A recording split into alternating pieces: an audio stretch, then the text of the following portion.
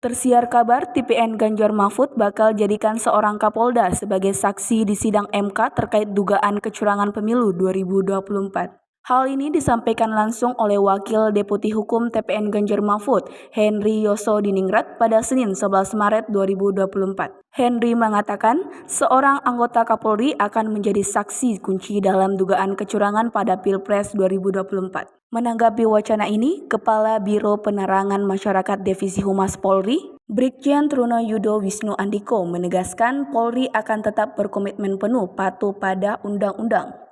Ia juga mengatakan kepolisian akan selalu menjaga kepercayaan serta amanah dari masyarakat. Diketahui hak angket ramai jadi perbincangan sejak Capres 03 Ganjar Pranowo mengusulkan partai pengusungnya untuk gulirkan hak angket di DPR.